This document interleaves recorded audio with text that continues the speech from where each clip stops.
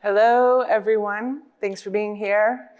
I am very excited to talk today about a kind of resource management that I think we don't talk about enough, which is managing our own physical, emotional, and psychological resources as individuals. So, real quick check, who here has ever been on call ever? Yeah, okay. So we're all in the right place.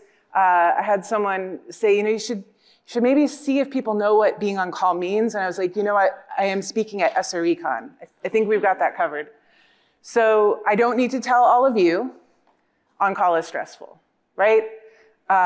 We have the acute stress of responding to incidents, adrenaline, cortisol spikes, fast, time pressure, high stakes. We have the chronic background stress of being on call, which we don't talk about enough, but this is, you're going to bed, and even if you haven't gotten a single page that week, you know that you could, and it's constantly running in the back of your mind. And all of these stresses start in the body, and they impact our entire lives. And if there's one thing you take away from this entire talk, you forget everything else. This is what I want us to remember, that stress lives in the body.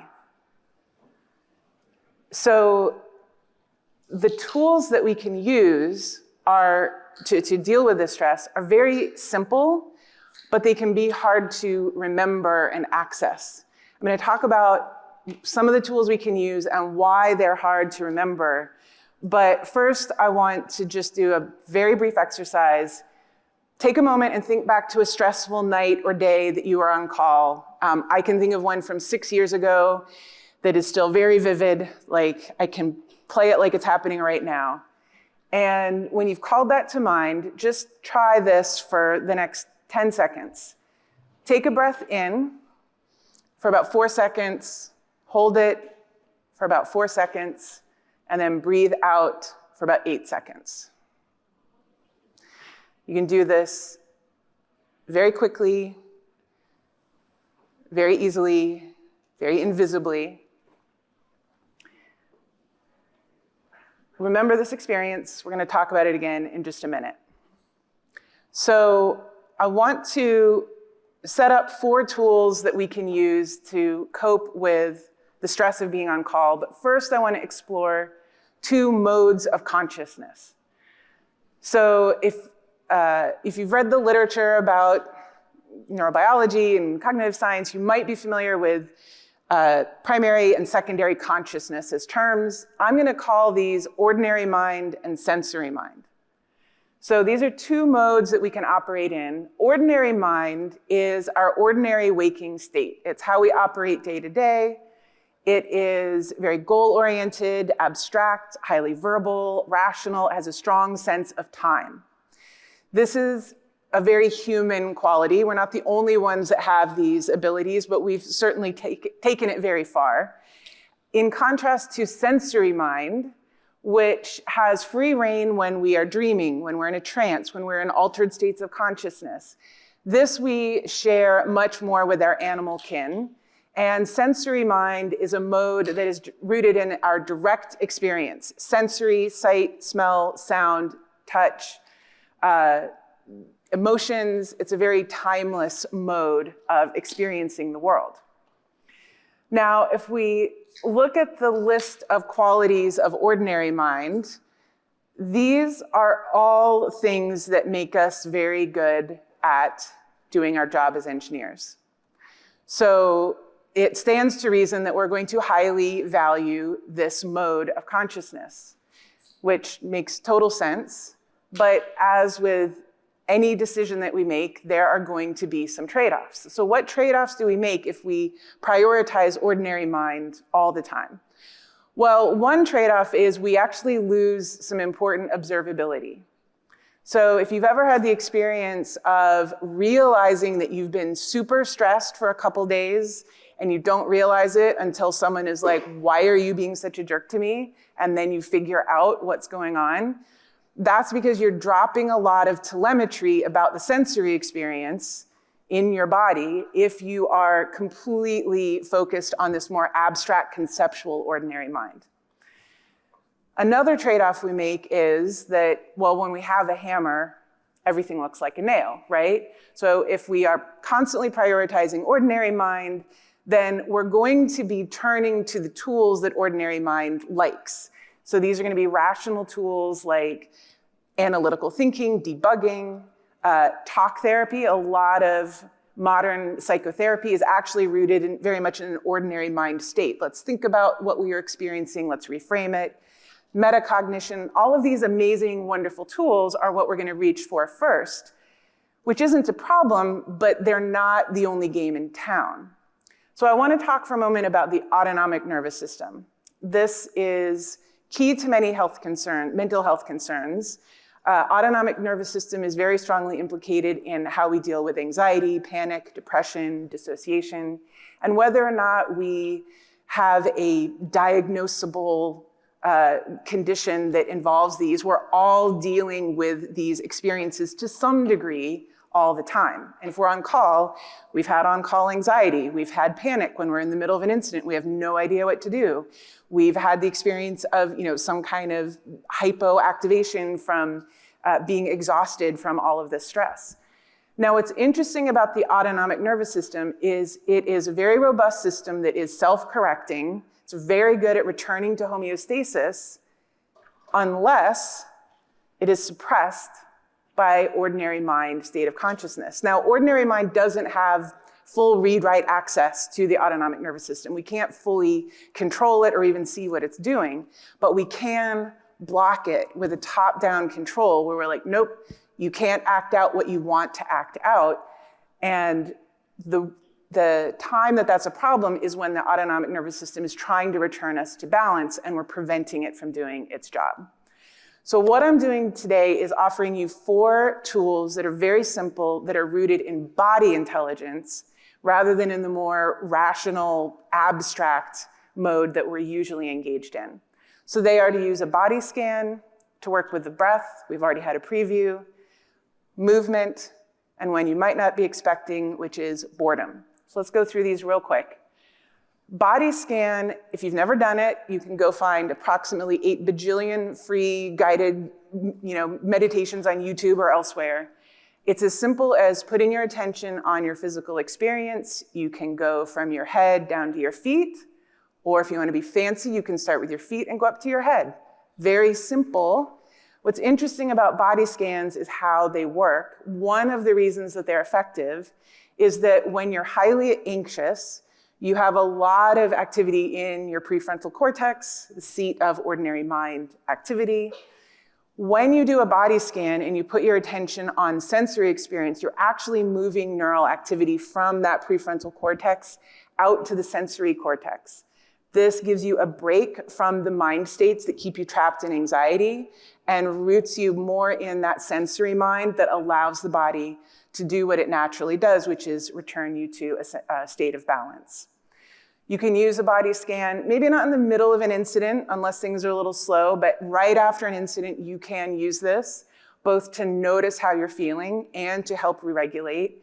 You can use it after an on-call handoff. You can use it at the beginning or end of a workday. Anytime you need a little bit of a reset that you can do in under 2 minutes. Now, we already worked with the breath briefly, and what we did was we keyed in on this longer out breath than in breath, which is a great way to shift your nervous system from the sympathetic fight or flight state into the parasympathetic rest and digest. You're doing this sort of bottom-up trick of saying, if it's okay for my out breath to be longer than my in breath, it probably means I am in a place where I can relax. So working with the breath is great because you can, again, do it anytime, any place, and no one can see what you're doing. So I use this little acronym LOAD, like the mother load, longer out breath than in breath, breathing from the diaphragm instead of the shallow chest breathing that we're usually doing, and extending the breath, both extending individual breaths and extending the amount of time that you're putting attention on the breath. In addition to all of these benefits of getting more oxygen and signaling your nervous system that it's okay to relax, you also get the same benefits we talked about with the body scan of moving that neural activity out to the sensory cortex. You can use this anytime. The beginning of an incident, you can take 5 or 10 seconds to breathe, and it will help you come in calmer, cooler, and more collected. When you're stuck in the middle of an incident, I have used this. I was on a webinar a couple weeks ago. I totally froze up, and I was like, I'm just gonna do 2 breaths, longer out breath and in breath. It got me unstuck and able to think again. And you can use it after an incident to help you reset. The third tool I'll offer you is to work with movement, and specifically movement that allows for spontaneity rather than very controlled movement. Remember, the autonomic nervous system moves you to homeostasis when you're not blocking or suppressing it.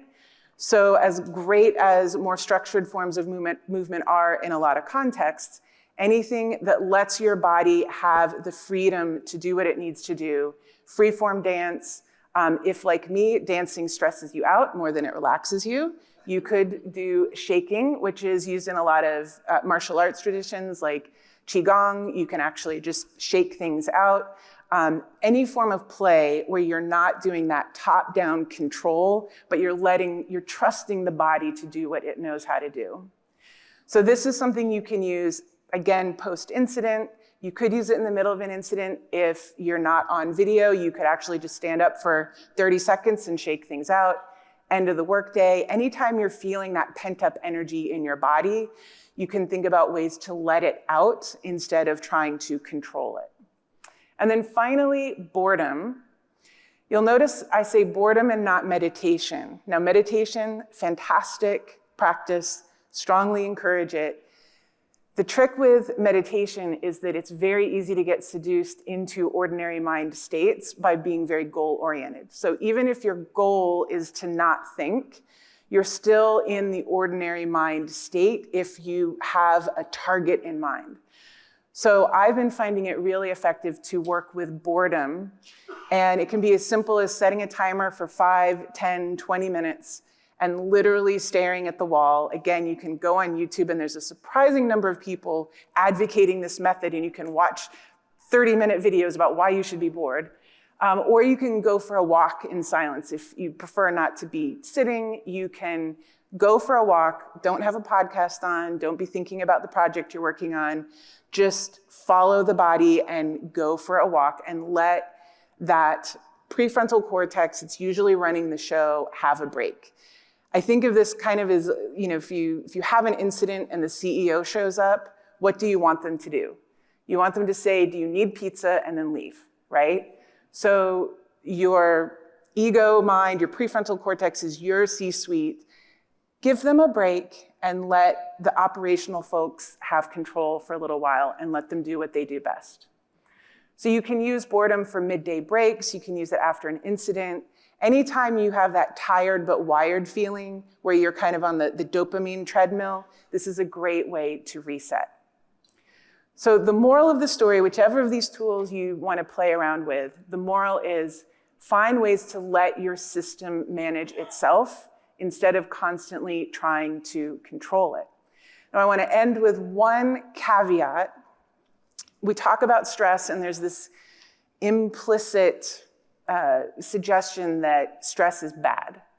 Well, stress is simply load on our systems, right? It's neither good nor bad on its own. It's simply load that we are experiencing. And in fact, healthy stress is a key way to expand our capacity. The trick is that we need to be regulated enough that we have the capacity to then further invest. So I just want to remind us all that stress isn't bad in and of itself, but we do need tools to cope with it effectively when it's exceeding the capacity that we have. So if you're interested in all of these topics, I've got a webinar coming up in a couple of weeks. So I have a link to it here in case you want to join. It's a 1-hour webinar, so I'll have a little bit more time to get into some of these things. I'd love to see you there. For now, that is it, and I think we probably have a few minutes for questions.